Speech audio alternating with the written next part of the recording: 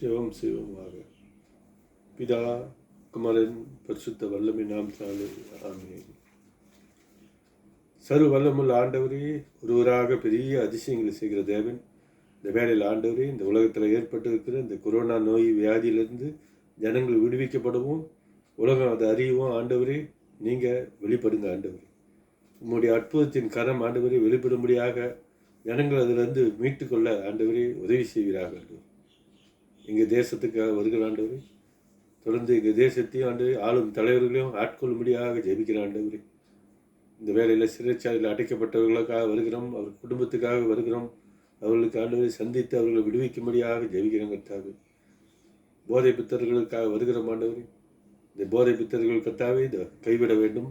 இதை விநியோகிக்கிறவர்களும் அந்த காரியத்தை கைவிடணும் ஆண்டவரே. மனம் திரும்பின ஆண்டவரே, இந்த குடும்பங்களும் அந்த போதை பித்தர்களை சந்திக்கும்படியாக ஜெபிக்க ஆண்டவரே.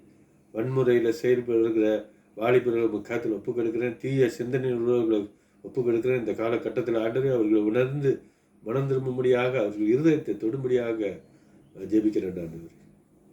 இந்த கால பொழுது ஆண்டவரே முக்காத்தில் ஒப்புக் கொடுக்கிறேன். பரிசுத்த ஆவியானவரே, அடியனை மறைத்து நீர் பேசுவீராக. இயேசு நாமத்தில் ஒப்புக் கொடுக்கிறேன்.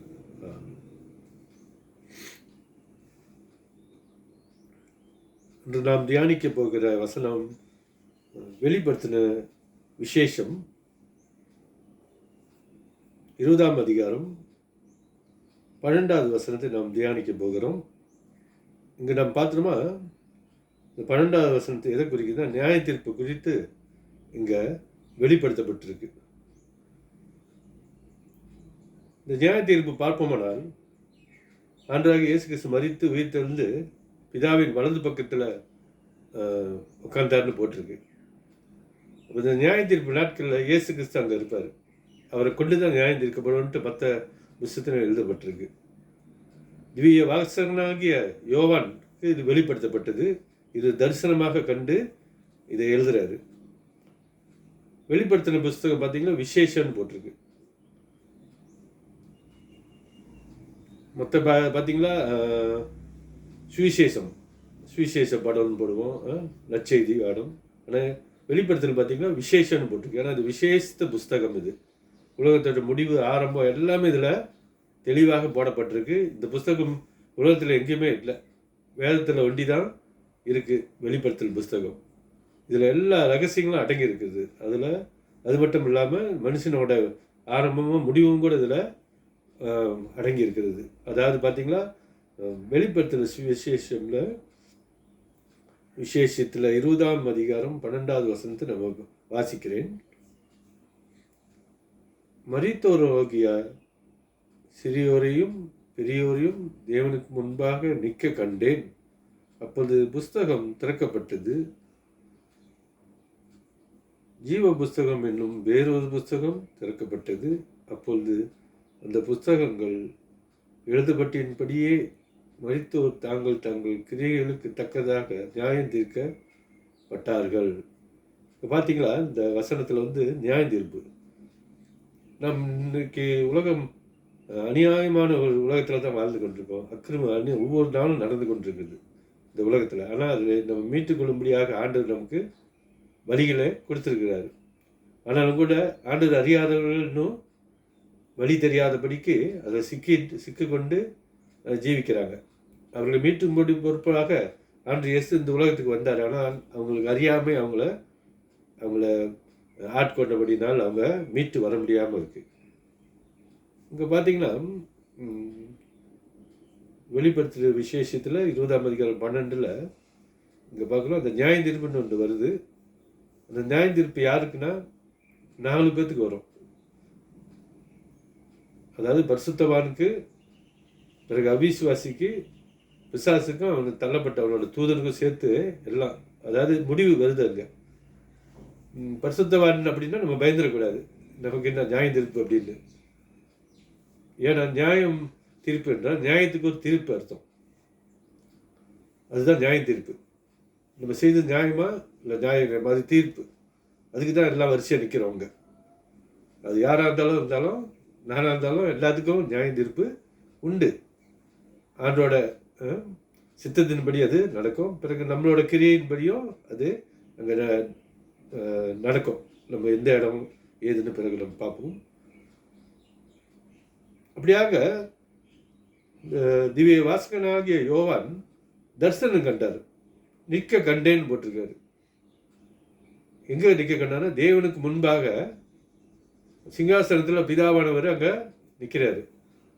அதையும் அது முன்னுக்கு ஜனங்கள், பெரிய திரளான ஜனங்கள் நிற்கிறத கண்டேன்னு போட்டிருக்காரு. கண்டேன் என்பது தரிசனத்தை குறிக்குது. தரிசனம் என்பது நம்ம முகத்துக்கு முகம் பார்த்தா எப்படி இருக்கும், தத்ருவ காட்சி. இதுதான் தரிசனம். அது நம்ம மறிக்கிற வரைக்கும் அது மறக்க முடியாது, மறக்கவே மாட்டோம். அதுக்கோட சக்தி, அதுக்கு அப்படி ஒரு வல்லமை. ஆனால் சொப்பனம் கனவு எல்லாம் நம்ம மறந்துடுவோம். ஆனால் தரிசனம் மட்டும் நம்ம எத்தனை வருஷம் ஆனாலும் அது அப்படி நினைவாக இருக்கும். இதுதான் அதோட விசேஷம். இப்படியாக ஒரு தூக்கத்தில் பார்த்துக்கலாம், இல்லை எல்லாது ஜெபத்தில் பார்த்துருக்கலாம். எப்படி பார்த்தாருன்னு இங்கே போடலை. ஆனால் அவர் ஒரு தரிசனத்தை கண்டபோது அங்கே நியாயம் தீர்க்கிறதுக்காக திரளான ஜனங்களும் ஆண்டவர் அதை முன் நிற்கிறார். அங்கே பிதாவானவர் அதை கண்டார். அப்போது பார்த்தீங்களா, ஒரு புஸ்தகம் திறக்கப்பட்டதான். பிறகு இன்னொரு புஸ்தகம் திறக்கப்பட்டது. 2 புஸ்தகம், ஒன்று ஜீவ புஸ்தகம், இன்னொரு வேறொரு புஸ்தகம் அப்படின்னு போட்டிருக்கு வேதத்தில். அப்படின்றால் இன்னொரு புஸ்தகம் என்ன? ஜீவ புஸ்தகம் கர்த்தரோட வழிகளில் பின்பற்றி விசுவாசித்து ஆண்டவரை ஞானஸ்தானம் பெற்று ஏற்றுக்கொண்டவங்களுக்கு அது ஜீவ புஸ்தகம் போட்டிருக்கு வேதத்தில். அப்போ இன்னொரு புஸ்தகம் அப்படின்னு இங்கே பார்ப்போம் போனால், இன்னொரு புஸ்தகம் அங்கே போட்டிருக்கு. அவங்களோட கிரியைகள் அதில் எழுதப்பட்டிருக்குமா. நம்மளோட கிரியைகள்லாம் நம்ம என்ன செஞ்சோம், ஏது செஞ்சோம், நன்மை செய்தோமோ இல்லை ஆண்டவருக்கு விரோதமாக ஜீவித்தோமோ, உலகத்தில் எல்லாம் பதிவாக்கப்பட்டிருக்கும் இன்னொரு புஸ்தகத்தில். இந்த நியாய தீர்ப்பு நாளில் அது திறக்கப்படும். அப்படியாக நம்ம ஒரு ஆத்மா இறக்கும் போது கூட பார்த்தீங்களா, நம்மளோட கிரியைகள்லாம் அதில் பதிவாக்கப்பட்டிருக்கும். சரீரம் நம்ம உடலில் பார்த்தீங்களா பிரத பெட்டியில் இருந்தாலும் கூட இந்த ஆத்மா பிரிஞ்சிச்சுல, அந்த ஆத்மா நம்ம சிறு வயது முதல் தவறுகள் நன்மைகள் எந்த செய்தமோ எல்லாம் பதிவாக்கப்பட்டு இந்த ஆத்மா போயிட்டு ஆண்டவர்கிட்ட போயிட்டு சேரும். அதனால தான் பார்த்தீங்களா பாதாளத்தில் அந்த ஆத்மாவுக்கு உணர்வுலாம் இருக்குது. அந்த உணர்வு அப்படியே இருக்கும் அந்த ஆத்மாவுக்கு. அந்த பரிசுத்தவானுக்கு வேற, பரிசுத்தவானோட சூழ்நிலை மறுரூபமாகப்பட்டு இருப்போம். ஆனால் ரசிக்கப்படாதவங்களுக்கு அந்த உணர்வுலாம் இருக்கும், கடைசி வரைக்கும் இருக்கும். இந்த நியாயத்தீர்ப்பு முடிகிற வரைக்கும் வேறு இருக்குது. அது வேதத்தில் பார்த்தீங்களா. அப்படியாக அங்கே பார்க்குறோம். நம்ம இன்னொரு புஸ்தகம் திறக்கப்பட்டது. அப்போ 2 புஸ்தகம் அது எழுதப்பட்டபடியே, அது எப்படி எழுதியிருக்கோ அதன்படியே நியாயம் தீர்க்கப்படும். அப்படி என்றால் நம்மளோட கிரியைகள் ஒன்று கூட வழி விட்டு விலகாது. நம்ம செய்த காரியம் ஒன்று கூட தவறாதபடிக்கு அது அப்படியே எழுதப்பட்டிருக்கும். அதனால தான் நம்ம ஆண்டோட பிள்ளைகள் நம்ம தேவனுக்கு பயந்து அவரோட வழியில் நம்ம நடக்கணும். இல்லாவிட்டால் நம்மளும் நியாய தீர்ப்பில் எந்த இடத்துக்கு போகிறோம்னு நமக்கு தெரியாமல் போயிடும். ஆனால் பிறகு நம்ம பார்ப்போம் தொடர்ந்து.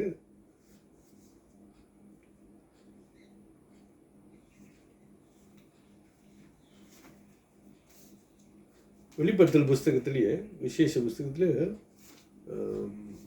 3ஆம் அதிகாரத்தில் நம்ம பார்ப்போம். வெளிப்படுத்தல் புஸ்தகம் 3ஆம் அதிகாரம் 5, 6வது வசனம் மட்டும் நம்ம பார்ப்போம்.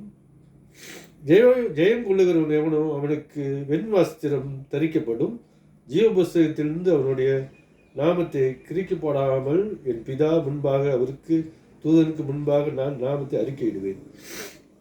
அப்புறம் யார் அறிக்கையிடுவார்? இங்கே பார்த்தீங்களா, பிதா மின் என்றால் இயேசு அங்கே இருக்கார்.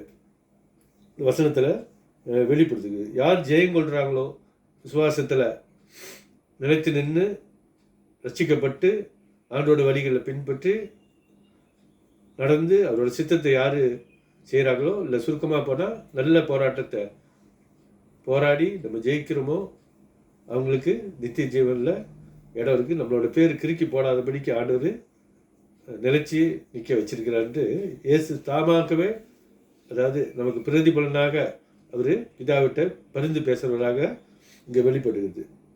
அதான் அங்கே போட்டு கிறுக்கி போடாமலும் என் பிதா முன்பாகனா இயேசு கிறிஸ்துவை குறிக்கிறது நம்ம பார்க்குறோம்.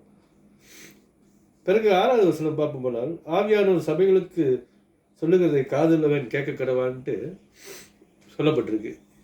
ஏனென்றால் இந்த வெளிப்படுத்தல் வந்து ஆவியானவர் தான் பேசினார். ஏன் அப்படி பேசினார்னா, கேட்குறவங்களும் உண்டு, கேட்காதவங்களும் உண்டுன்னு ஆண்டவருக்கும் தெரியுது.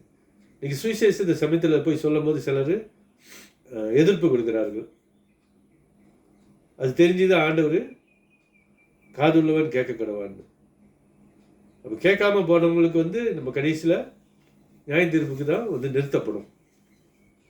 அவங்க பேசுகிற காரியங்கள் எல்லாம் எழுதப்பட்டு நினைவு கூர்ந்து கேட்கப்படும். அந்த நாளில் நியாய தீர்ப்பு நாளில் கேட்கப்படும். நீங்கள் வெளிப்படுத்தல் 20 12 நீங்கள் வாசித்து பாருங்கள். நீங்கள் நேரம் இருக்கும்போது நல்லா தியானித்து நீங்கள் அதை நல்லா வாசித்து பாருங்கள். பயங்கரமான ஒரு கொடூரமான சூழ்நிலை எங்கே தான் இருக்குது, ஒரு சந்தோஷமான சூழ்நிலையும் நியாயந்தீர்ப்பு. அதாவது நியாயந்தீர்ப்பு இது வந்து கடைசி நியாயந்தீர்ப்பு. அதாவது நீதிமானுக்கும் நீதிமான் இல்லாதவர்களுக்கு எல்லாத்துக்கும் 4 பேர் நம்ம சொன்னேன்.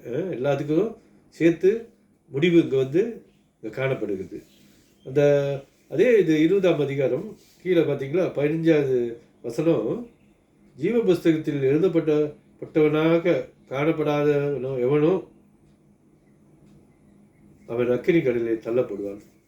ஜீவ புஸ்தகத்தில் பேர் இல்லாதவன் எவனோ அவன் அக்கினி கடலில் தள்ளப்படுவான்னா இது கொடூரமான ஒரு நியாயத்தீர்ப்பு. ஆண்டவர் மிகவும் நல்லவர், உயர்ந்தவர், சர்வ அதிகாரம் உள்ளவர், இரக்கமுள்ளவர், அன்பு, உண்மைதான். இதெல்லாம் ஆண்டவர் இந்த பூமியில் இயேசு மூலியமாக காட்டினார், செயல்பட்டு கொண்டு இருக்காரு. ஆனால் நம்ம தொடர்ந்து ஆண்டோட வழிகளை பின்பற்றாவிட்டால் அவனோட நியாயத்தீர்ப்பு கொடூரமாக இங்கே வெளிப்படுறதை நம்ம பார்க்குறோம். நல்லவர் தான், அதே சமயத்தில் நமக்கு கீழ்படியில்னா அவர் நம்ம நியாயத்திற்கு வல்லமுள்ளவராக இருக்கிறார். நீதி கேடு அவருக்கு பிடிக்காது இந்த உலகத்தில். அது வேதம் சொல்லி நீதியின் தேவன் வர வேதம் சொல்லப்பட்டிருக்கு வேதத்தில். அதனால நீதியின் தேவன் முன்னுக்காக நம்ம நீதி உள்ளவர்களாக காணப்படணும். தொடர்ந்து நம்ம பார்ப்போம்னால் மத்தேயு எழுதின சுவிசேஷத்தில் 25ஆம் அதிகாரத்தில் 35வது வசனத்தில் கூட பார்த்தீங்களா,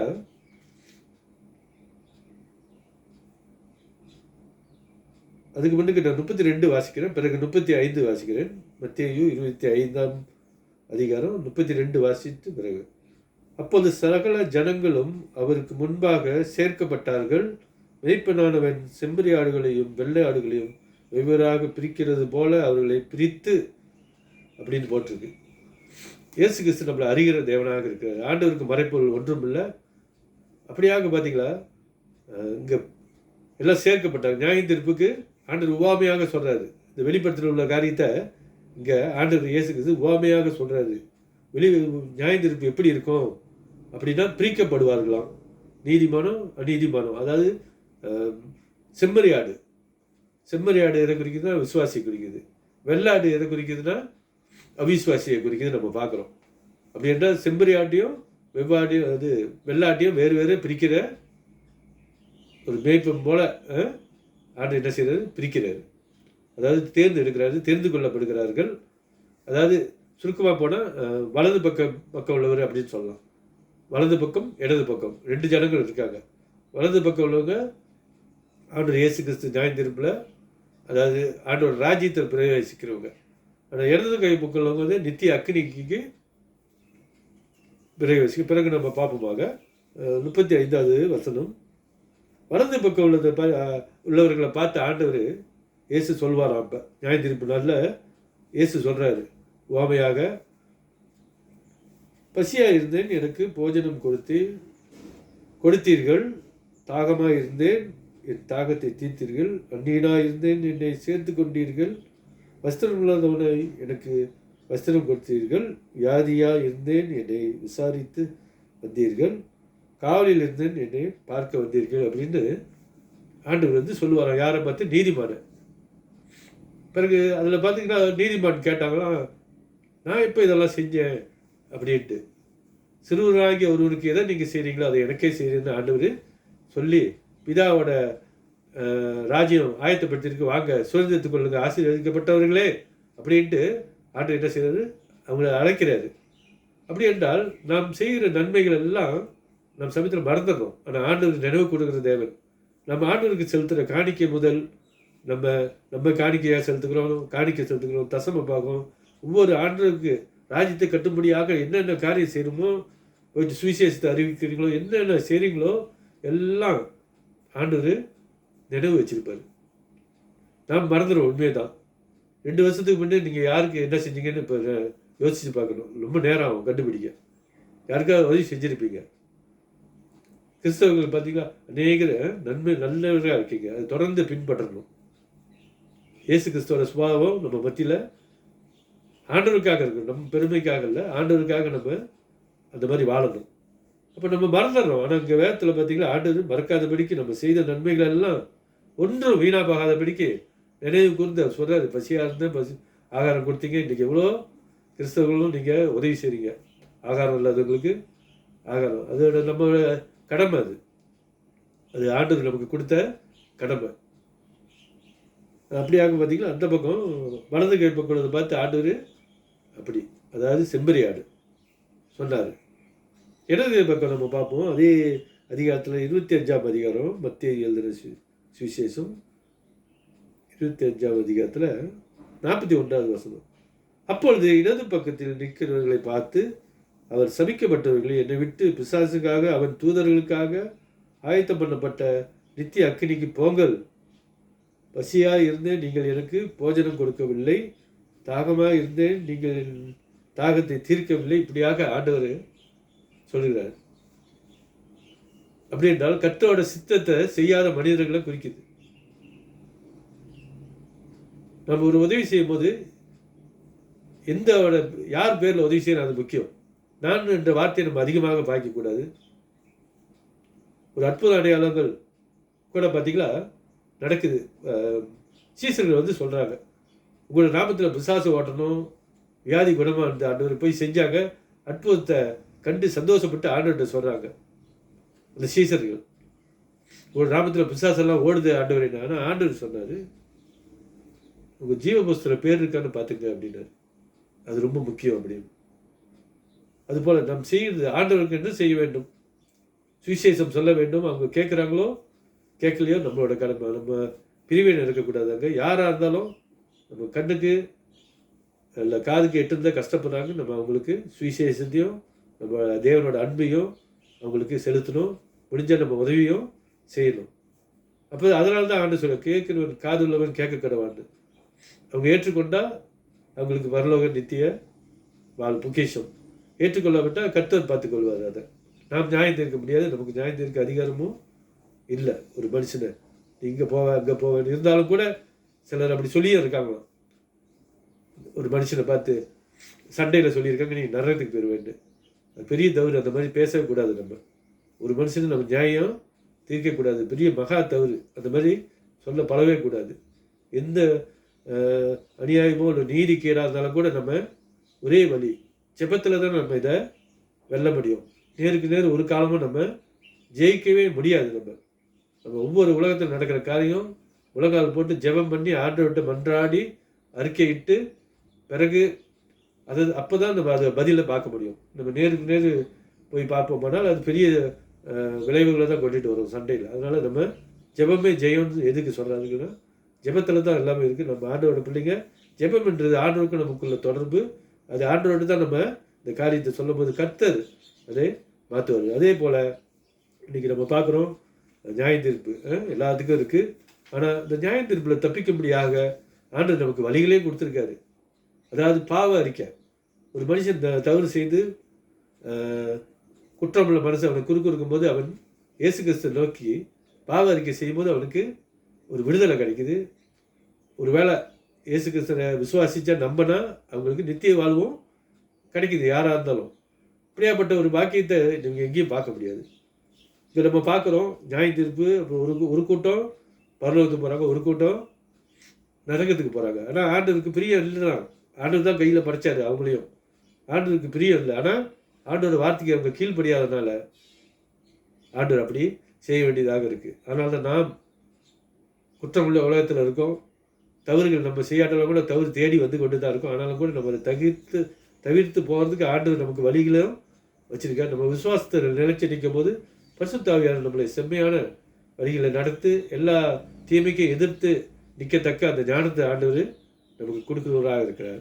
நாம் இந்த அழிவிலேருந்து நிச்சயமாக தப்பிக்க ஆண்டவர் வழி கொடுத்துட்டாரு முன்கூட்டியே. இந்த நரகத்துக்கு போகிறதுக்கு ஆண்டவருக்கு விருப்பம் இல்லை, யாருக்கும் விருப்பம் இல்லை. ஆனால் நியாய தீர்ப்புன்னு ஒன்று வரும்போது அவங்க கடைசி வரைக்கும் மனம் திரும்பலைன்னா அவங்களோட வழியில தான் ஆண்டவர் செய்ய வேண்டியதாக இருக்கும். ஆண்டவர் ஒரு காலமும் மல்லு கட்ட மாட்டார். நீங்கள் ஆலயத்துக்கு நீங்கள் வராட்டாலும் கூட ஆண்டவர் ஆள் வச்சு உங்களை தூக்கிட்டு வர மாட்டார். ஒரு பள்ளிக்கூடத்துக்கு வரனா கூட அந்த காலத்தில் இருக்குது நிறைய ஆசிரியர் போயிட்டு பிடிச்ச பிடியில் கூட்டிகிட்டு வந்துடுவாங்க, அழுதுகிட்டே போவாங்க, வற்புறுத்தி பாடம் கற்றுக் கொடுக்கணும்னு. ஆனால் அந்த மாதிரி ஆலயத்துக்கு வராதவங்களை முடியுமா? கொஞ்சம் அப்படி எழுதிட்டு வந்தால் பாஸ்டர் திட்டிடுவாங்க அந்த மாதிரி. ஆனால் இங்கே பார்த்தீங்கன்னா ஆண்டவர் மல்லு கட்ட மாட்டார். கேட்குறவன் காது உள்ளவன் கேட்கணும்னு சிம்பிளாக சொல்லிட்டார். அப்படின்னா ஜீவ வசனத்தை ஒரே தடவையில் கேட்கும் போது அதை பிடிச்சிக்கணும். நம்ம அதில் ஜீவன் உண்டு. ஏன்னா இது பரிசுத்த ஆவியானவர் எழுதப்பட்டது. அதோட அருமை நமக்கு தெரியாவிட்டால் அதை ருசி பார்க்க முடியாது. ஆனால் அப்படி இந்த ஆண்டவர் சொன்னால் வேறு சொல்லுது சத்திய வாக்குன்னு சொல்லுது. சொன்னது தான்.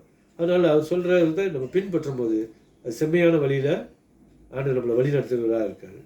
நம்ம கண்களை மூடி ஜெயிப்போமாக. இறக்கமுள்ள ஆண்டவர், இந்த பொல்லாத உலகத்தில் உமது அத்தாசை இல்லாமல் ஒன்றும் இல்லை. இந்த வேலையில் ஆண்டவரே விசேஷமாக சபையார் உங்கள் காத்தில் ஒப்புக் கொடுக்குறேன். குடும்பமாக உங்கள் காத்தில் ஒப்புக் கொடுக்குறேன். ஆண்டவரே ஒவ்வொரு குடும்பத்தையும் ஆண்டவரே நீ சந்திக்கும்படியாக நான் ஜெபிக்கிறேன். அவர்களுக்கு இருக்கிற எல்லா ஆண்டவரே இடைஞ்சில் ஆண்டவர் எது இருந்தாலும் கூட இந்த காலகட்டத்தில் ஆண்டவரே எடுத்து போடும்படியாக, அதை நிரந்தரமாக எடுத்து போடும்படியாக ஜெபிக்க ஆண்டவர். ஒவ்வொருத்தர ஜெபமும் கேட்கப்படுவதாக ஆண்டவர்.